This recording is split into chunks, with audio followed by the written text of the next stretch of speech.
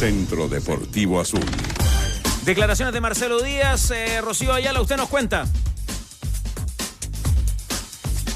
¿Qué tal, Carlos Tenores? Nosotros estamos acá en el Centro Deportivo Azul.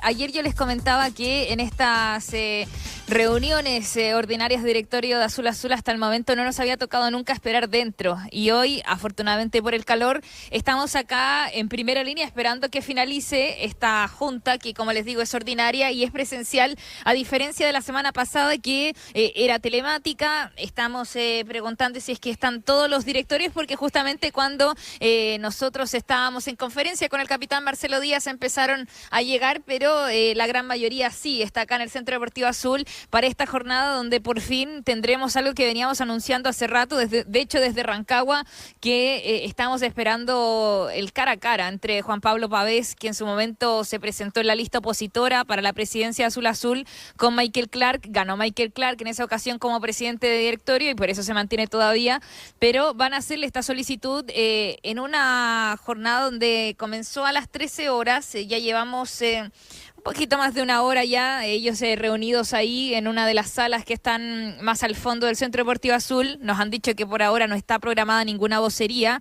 pero sí lo que uno puede reportear es que iba a estar muy caliente esta jornada, muy tensa.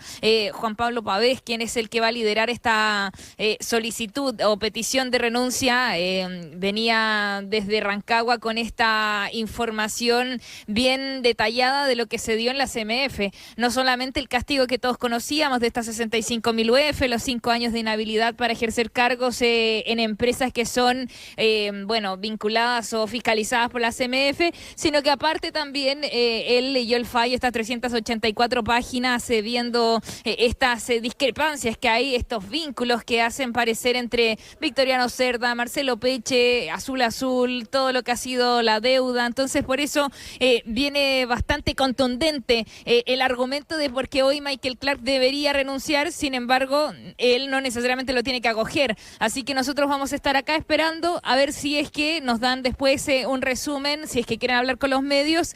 Pero, como les digo, ya en esta hora, hasta ahora ha estado tranquilo, nos dicen, pero que justo estamos en el momento en que ya empezamos a abordar otros temas que deberían ser ya los más calientes de la jornada, que es esta solicitud de renuncia de Michael Clark por parte de Juan Pablo Pavés. Bueno, eso en el directorio. ¿Y Marcelo Díaz respaldó a Clark, Rocío? Saben que fue una conferencia de prensa la de Marcelo Díaz que se tocaron muchos temas y al final, dentro de lo que se le consultó al capitán, fue justamente esto. Primero se le pregunta por los problemas que hay en el directorio, cuánto afectan al plantel, y él dice, a nosotros como jugadores no nos tiene que afectar, nosotros nos tenemos que mantener al margen. Eso fue la primera declaración, que uno quizás es lo que imaginaba que podía hacer, ¿no? Pero después, una consulta más, le preguntan derechamente, bueno, es que lo de Michael Clark es grave, recordemos, está sancionado por la CMF, está la Casa de Estudios, la rectora Rosa Devés también hablando de manera muy dura ya, diciendo que se puede revisar este acuerdo, este contrato. Entonces la situación está escalando como para decir que se pueden mantener al margen. Y acá, ¿qué opinan? Porque incluso le dicen a Marcelo Díaz, va a haber una petición de renuncia al mandamás de Azul Azul. Y esto es lo que responde cuando finalizaba la conferencia de prensa acá en el CDA. Está en la tangente. No podemos obviarlo, pero sí te digo, como nosotros como jugadores no podemos hacer mucho. Lo que dice la rectora claramente tiene razón, lo que dice Mike claramente tiene razón. Lo que está sucediendo hoy, ojalá que se llegue a buen puerto, que se solucione lo antes posible, pero por ellos, porque nos están dirigiendo. Y yo creo que lo han hecho bien. Y veo cómo crece el club. Deportivamente hemos vuelto a competir. Económicamente, cómo el club vuelve a salir a flote. Y digo, estamos haciendo las cosas muy bien. Estamos trabajando de buena forma. Puedo decir, con Mike tengo una excelente relación. Y con todos los del directorio tengo una excelente relación. Y me encantaría que todos tuviéramos la misma opinión. Pero lamentablemente no se puede. Ponderemos esta declaración de Marcelo Díaz. Comienzo contigo, Rodrigo. A ver, se entiende lo que hay detrás de la declaración de Marcelo Díaz en su calidad de capitán y de componedor, o queriendo dar una señal de unidad, pero yo creo que no es muy prudente. No es muy prudente porque a mí me parece que en una situación así creo que el capitán se tendría que abstener, o Sí, abstener porque él también podría tomar una posición en otra línea y todavía faltan aristas judiciales que despejen finalmente o le den una condición ya definitiva al caso que enfrenta Michael Clark en la justicia. Sí tiene razón respecto de la administración de Azul Azul, que también se ha dicho acá y es una opinión mía personal, respecto de la buena administración financiera que se ha hecho del club y de las mejoras que desde el punto de vista del proyecto deportivo ha tenido la institución. Eso es una realidad, yo suscribo lo que dice Marcelo Díaz, pero evidentemente hay un asunto complementario que es la situación penal, judicial, que afecta a Michael Clark y que es tan grande, digamos, que no es separable. O sea, acá hay dos cuestiones que están unidas, porque finalmente una rama de Sartor AGF era propietaria de Universidad de Chile. Entonces no se pueden disociar las cosas y yo creo que eso es tan categórico que finalmente acá no se puede obviar. ¿Qué opinión le merecen a Pancho Mott las palabras del capitán? Más o menos coincido con Rodrigo. A ver, es que yo creo que lo de Marcelo Díaz, él no se está refiriendo a lo de la CMF, no, creo yo. Y si se está refiriendo a eso, se está equivocando al hacer un juicio de valor.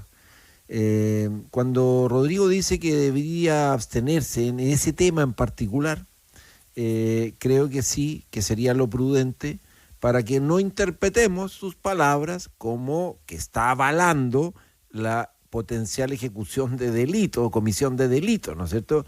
Que yo estoy lejos de pensar que esté en el ánimo y en el espíritu de Marcelo Díaz. El tema es que lo pones en una situación muy delicada, el capitán, en la escena en la que está hoy día Michael Clark, porque él intenta, como bien dice Rodrigo, creo yo que estoy tratando de interpretar el ánimo, o el ánimo del capitán, de no hacer más ruido ahora, en este momento en particular, en un momento en que incluso la reunión estaba por empezar a desarrollarse, porque no es justo, creo yo, no es justo pasarle la cuenta a los jugadores de los errores, los eventuales delitos que pueda estar cometiendo o que haya cometido el presidente de Azul Azul en ejercicio. Me parece que no es ni justo ni prudente exigirle al capitán del equipo que él responda por cuestiones de las que Michael Clark aún no responde. Entonces, ¿por qué le exigimos al jugador de fútbol en este caso, que representa un plantel, que se meta en las patas de los caballos en este tema en particular ahora? En un tema que es muy intrincado. Marcelo hoy día incluso tenía ahí una salida, decir, ¿sabe qué? Sobre ese tema me cuesta opinar, porque yo creo que le cuesta opinar a mucha gente. Uno tiene la visión y en el reporteo, en el seguimiento. ¿Por qué él puede responder por el plantel? Pero es un tema intrincado desde la normativa, desde lo jurídico, no es fácil. Yo a mí lo que me da lata, perdona, y aquí dale, termino, es que se utilice al capitán, es decir, me daría lata que se utilice lo que dice el capitán para echarle agua al molino, en este caso, de la gestión de Michael Clark en su calidad de ejecutivo de Sartor. Sí, ahora... Perdón, para terminar el punto ahí, yo creo que ahí yo discrepo en una parte con Rodrigo, y hay algo que Marcelo Díaz también tiene que... No lo pone en su análisis. Cuando llega esta gente a hacerse cargo del club, llegan con plena conciencia de lo que hicieron y de lo que se ha ido descubriendo. O sea, ese es el primer punto. Lo primero, para todos. Esto fue una operación calculada, con frialdad y ejecutada. Ese es un dato. Y sobre el tema de la administración, es cierto, bajo la administración de Carlos Heller, la U estaba mal, había perdido mucho dinero. Pero cuando llega José Luis Navarrete, con Sergio Vargas y Rodrigo Goldberg, los números bajaron de manera radical. Bajaron la deuda, el equipo estaba en la operación. Pero no nos olvidemos también que desde 2019 en adelante, Universidad de Chile, cuando viene el estallido, después no puede jugar en el Estadio Nacional, juega con Curicó, el partido con Internacional de Porto Alegre, y viene la pandemia. Y después, por los arreglos en el Estadio Nacional, por los Panamericanos, la U no estaba jugando en el Estadio Nacional.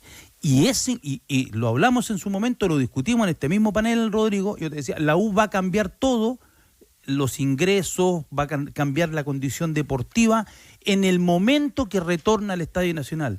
Y es muy parecido a lo que le pasó a la Católica. En el momento que la Católica retorna a San Carlos de Apoquindo, la historia cambia, porque la condición de local es muy relevante. Y los ingresos que recibe Universidad de Chile en el Estadio Nacional crecen de manera exponencial. Así que pero la famosa administración yo la tomo con pinza. Pero ese análisis, Danilo, lo puede hacer alguien que lo mira de afuera o bien en el ámbito dirigencial, pero pedirle al capitán, que haga un juicio de valor sobre eso. Yo me recuerdo como y lo comentamos pasaron ya prácticamente 30 años, cuando el plantel de Colo-Colo se involucra en la elección del año 94, cuando Eduardo Menichetti iba a la reelección y Peter Dragicevic quería ser nuevamente el presidente de Colo-Colo, que fue una elección, yo no recuerdo otra elección igual en el fútbol chileno, por todo lo que convocó, la cantidad de gente que fue a votar, fue cubierta por todos los medios, pero el plantel quedó en el medio. Los jugadores, en ese momento, muchos de ellos, no sé si fueron obligados, tomaron la decisión por sí ante sí, tomaron partido por Menichetti, y cuando vino la asunción de Dragicevic en ese momento, un grupo grande que se fue. Es cierto, se había acabado un ciclo, se había acabado el ciclo del Colo-Colo 91 y eran los estertores. Pero yo concuerdo en eso con Pancho, que los futbolistas en esta historia hay que dejarlos fuera. Sí, en el caso de la U, obviamente el manejo administrativo y financiero que se ha hecho tiene ahí una fuente de ingresos muy relevante y yo suscribo lo que dices tú, ¿no? Pero también quiero ser justo con la administración y con los funcionarios y con las gerencias de la U que han hecho, yo creo, un trabajo correcto.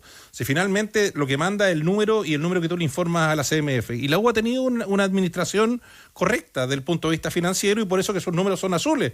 Porque esto es un todo, no es solo el bordero, es también en su minuto la elección del entrenador.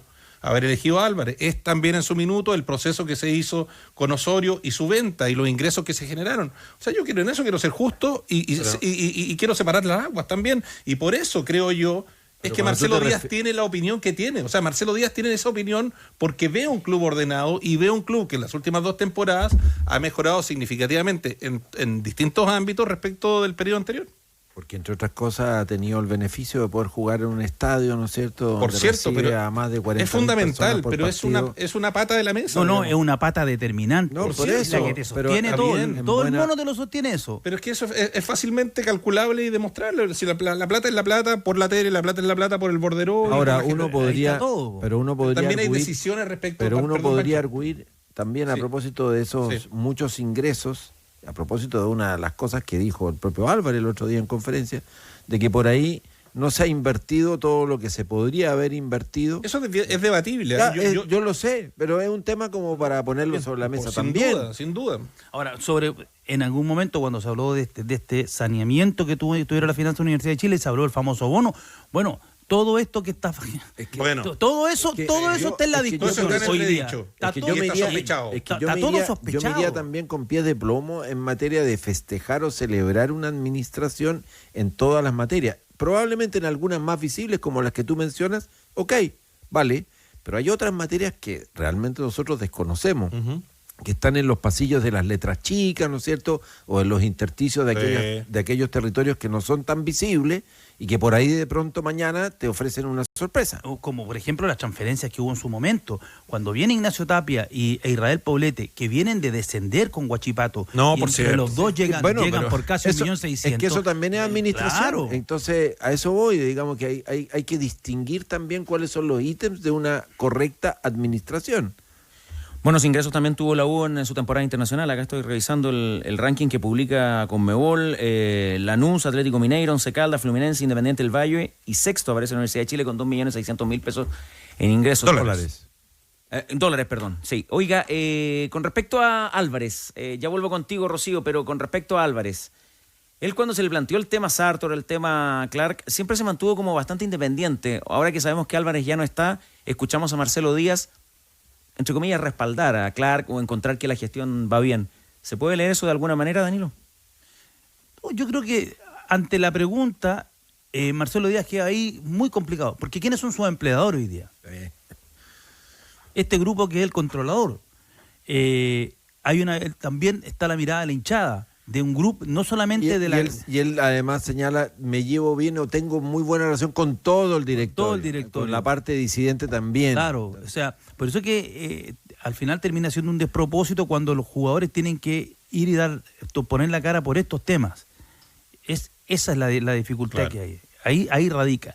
Aquí el principal responsable es Clark, que si él quisiera un poquito a la U, habría dicho, ¿sabe qué? Yo me voy. Por último, dejo a Auber y me voy. Pero mi nombre hoy día es un problema para la Universidad de Chile. Las declaraciones de la rectora de BES han sido cada vez más duras, en un lenguaje diplomático, pero que es duro. Y por lo tanto creo que él no ha sido justo con la Universidad de Chile. Veremos cómo sigue corriendo todo esto en los pasillos judiciales, que va a ser más lento, pero ojo, ya pasó un año y se pronunció la CMF. Con un mínimo de criterio, yo creo que Clark tendría que haber dicho, ¿sabes que me voy? Está lo que se va a discutir ahora en la reunión de directorio, pero antes de eso, Rocío, ¿qué dijo Marcelo Díaz sobre la salida de Gustavo Álvarez? Es que acá yo creo que es importante, Tenores, corregir el concepto, porque todos estamos interpretando que Gustavo Álvarez no sigue este 2026. Por eso tú me preguntas, Carlos, sobre la salida de Gustavo Álvarez. Pero acá en el plantel ellos no hablan así. De hecho, Charles Arangui se lo decía en el postpartido, que para él el técnico simplemente dio su opinión y que hizo un llamado de atención para ver si es que se logra solucionar antes de que finalice el año, después del partido con Deportes Iquique. Ellos no lo ven como ido. Y vamos a escuchar a Marcelo Díaz ahora sobre esta misma situación, porque acá varias consultas tienen que ver como ¿qué te dejó Gustavo Álvarez? ¿Cómo calificarías el ciclo de Gustavo Álvarez? Y él dice, ustedes ya lo echaron, ustedes ya lo sacaron. Para el plantel, reitero, Gustavo Álvarez, más allá de que sabíamos que iba a dirigir Coquimbo Unido y Deportes Iquique, ellos sienten que aún hay alguna esperanza de tenerlo el 2026, y esto es lo que dice el capitán de Universidad de Chile, Marcelo Díaz, sobre sus deseos de que se quede, pero que también él interpreta que se puede llegar todavía a una solución entre Azul Azul y el técnico. Yo creo que todo en la vida tiene solución. Nos puede pasar en lo familiar, en lo cotidiano, nos puede pasar en lo laboral también, que tengamos ciertas diferencias y todo se puede solucionar. Claramente el profe tiene contrato. El día sábado vamos a jugar nuestro último partido y ya seguramente el domingo o el día lunes se juntarán las partes y van a conversar de lo que se proyecta para el próximo año. Pero lo que ha dicho Gustavo ya está. Y dependerá solamente de ellos lo que quieran. A mí me encantaría que él siga, porque nos ha hecho muy bien, le ha hecho muy bien a todo el club, al grupo. Es un excelente entrenador, excelente trabajador, pero ya después del torneo se analizará y se llegará a alguna conclusión.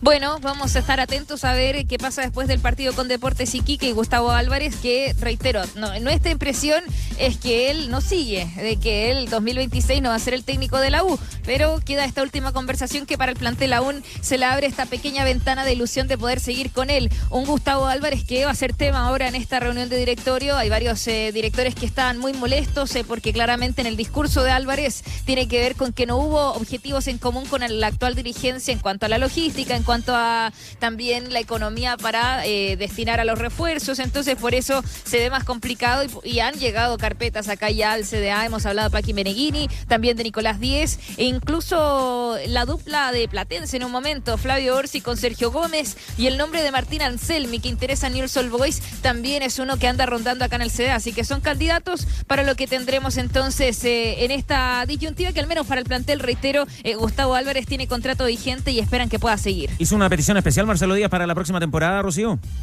Sí, dijo, es que le preguntaron si no clasifican a Copa Libertadores es un fracaso.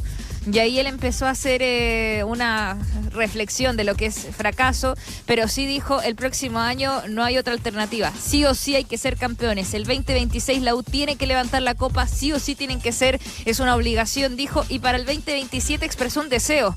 Le gustaría que fuera en el año del centenario la primera piedra ya para el estadio. Son los dos deseos que tiene Marcelo Díaz, uno para el próximo año y otro ya pensando en el centenario, dice la primera piedra para el estadio ya es algo que la U necesita sí o sí. Sobre el equipo que va a viajar al norte, ¿qué nos puede adelantar?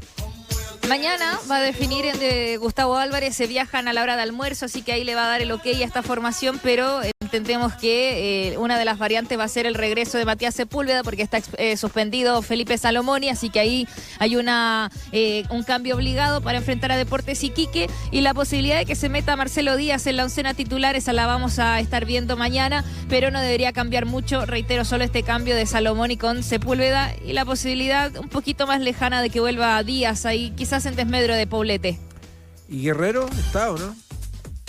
Maxi, sí, hoy día lo vimos trotar al final del entrenamiento, lo están poniendo a punto, pero Maxi Guerrero ya está entrenando a la par que sus compañeros, así que debería ser parte de esta delegación. Es un jugador que presentó este desgarro por contusión, es decir, por un golpe se le produjo esto, no lo cuidaron para el partido con Coquimbo Unido, pero debería presentarse la oportunidad de cerrar el año, al menos integrando la delegación viajera para Iquique. Rocío, y entonces para entenderlo bien, en ese directorio de 11 miembros que tiene Azul, ¿se va a votar, se va a presentar una petición de renuncia para el presidente Michael Clark, o eso es todavía noticia en desarrollo?